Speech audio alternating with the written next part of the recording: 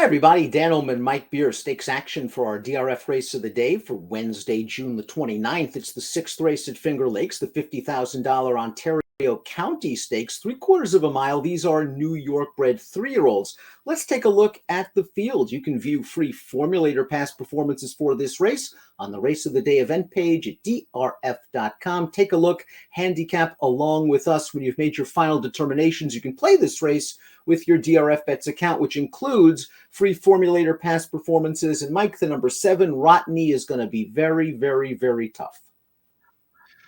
Yeah, I don't know. I don't know how hard I really want to try to beat this horse, Dan. He looks like just the best horse anyway, and he's probably also the best speed. Not only is he the fastest horse in the race, but Mike makes an excellent point, a point backed up by our Timeform US pace projector. Rodney is the speed of this race, and his speed is not only powerful because he's likely to have the best position in the early part of this race, but that his opposition have probably not faced the kind of speed that Rodney possesses in their entire lives.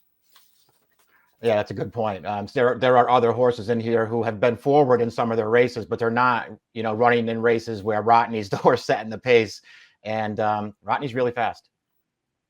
One of those horses that was a pace-pressing winner of his most recent starts, the number 1, Persistent Danger, who appears to have come back well off his winter break. 3 starts, he's hit the board, all of them, culminating in this race, a maiden special win at Finger Lakes on May the 24th, where he just sat right off of the early leader. He's the 3-5 favorite, and he readily goes on by to win comfortably. It seems like this horse is going the right way, but being on a tough chase against Rodney, it's not probably a recipe for a great amount of success, but I can see this horse outrunning his odds. I think he's getting better. Yeah, I think he's getting better too. It's a tough situation for him to be in with that favorite shipping up here to run in this race. You sort of understand, because you're right, Dan, this horse is getting better since he's come back as a 3-year-old. So you understand why maybe they pointed for this race off of that nice maiden win last time. They probably weren't expecting a horse like Rodney to show up. The number 2, Never Ever Home, has never ever started. He is a debut runner. He's bred for speed on both sides. Mission Impossible has been a good New York bred source of early success. And the dam, while never earning black type, went 11 for 21 in her career, and she liked to sprint. But for a first-time starter taking on a multiple stakes winner like Rodney, it's got to be tough. It's worth noting perhaps that the jockey on this horse was listed also on the 5, Mr. Larry, on the original overnight, and I guess chose this one. Yeah, I won't be surprised if this horse can run a little bit. He does have a nice spread. Really like his pedigree. He looks like he's been training pretty forwardly up to this debut. And it's a good sign of confidence for his connections to enter him here. It's just a really tough spot. Wahill has a couple of things going for him. He was good enough to win his maiden over the Naira circuit earlier this year, and he's not exactly a speed type, where maybe if Rodney has a bad day and gets burned up by another horse, Wahill can come from off the pace.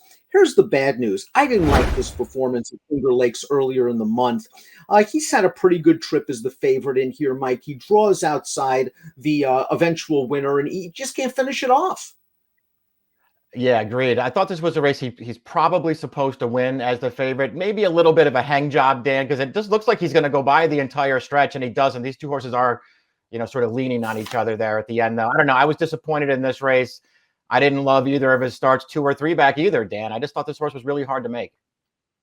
My Last Mission is a multiple race winner. He beat open starter optional claimers at Belmont 2 starts back, but he did so when able to just get to the lead and control the race, a situation that is unlikely to replicate itself on Wednesday. Last time out, we could probably take that race with several grains of salt. He just didn't break. Yeah, he had an excuse at the start last time. He still didn't run well. I get that he, ran a new top figure 2 starts back, Dan. But it's just the kind of race where, nothing really happened in that race. This horse made it to the lead with no trouble at all. Nobody challenged him around the turn. And, he wasn't getting away from that field through the stretch, but there was just nobody really doing any running behind him in that race. I certainly wouldn't bet him back off of that performance, especially against this field. What has happened to Mr. Larry? The number 5 made his career debut earlier this year. He won with a 77 buyer at Aqueduct at a big price, and since then, he hasn't been within hailing distance of the winner in his 6 subsequent starts. Yeah, it doesn't always work this way, but that debut was just one of those situations where you just almost knew that when this horse came back for whatever his second start was going to be, he wasn't going to run nearly as well, Dan.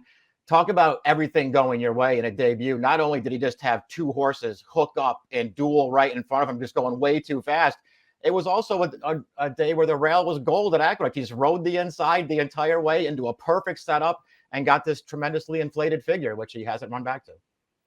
And since then, Rodney has beaten him twice by a combined 44 lengths. He's one of the horses not happy to see Rodney in here. I wonder if Moped Dennis will even run in this spot. I liked his win at Finger Lakes 2 starts back. He had a lot of things going his way that day. Let's watch Moped Dennis's performance. He was shipping up from the Naira circuit. He caught a field of only 4 other horses, one which did not break very well, and Moped Dennis wins as he's supposed to by 7 lengths. He got a very competitive figure in this race. Then he went down to Belmont only 4 days ago in a turf start, and he outperformed his odds there. He seems to be in good form. I just wonder if they're going to wheel him back on 4 days to run against Rodney. If he does, and the pace is hot, he has a puncher's chance.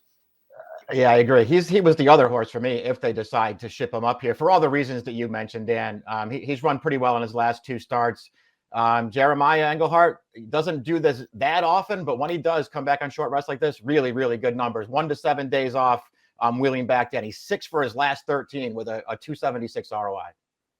You'll check that out in your Formulator past performances. Just click on Jeremiah's name. You can toggle and filter all those great trainer stats. Rodney is up next, and what can you say? He's 4 for 4 on dry dirt. 2 of those races in Stakes Company down on the Naira circuit, including this one, stretching his speed to 7/8 of a mile in the Mike Lee. This race was over, Mike, 3 strides after the gate.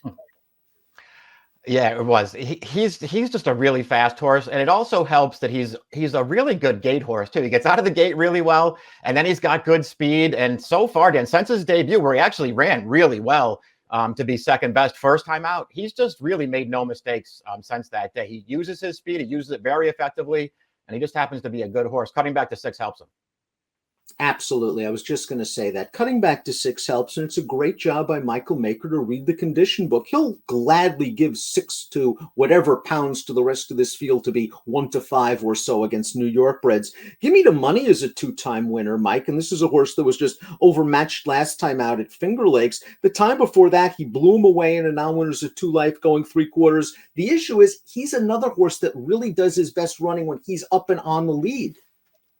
Yeah, that's my concern with him too. I mean, I like some of his races. I just don't really like his running style that much for this race. It does feel like he could be, one of the better prices of the horses that you want to consider, outside of the favorite. He could be one of the better prices. Let's take a look at our top selections for the Ontario County Stakes. Rodney is certainly the horse to beat in this spot, but if Moped Dennis does come back, I noticed that Engelhart stat as well. I think he just seems to be improving right now. 10 to 1 in the morning line I'll take. I have a feeling if he runs here, he's not 10 though. I agree. I think if he runs here, he's probably the second choice, as he should be, because he's probably the other horse. I still don't think he can beat Rodney.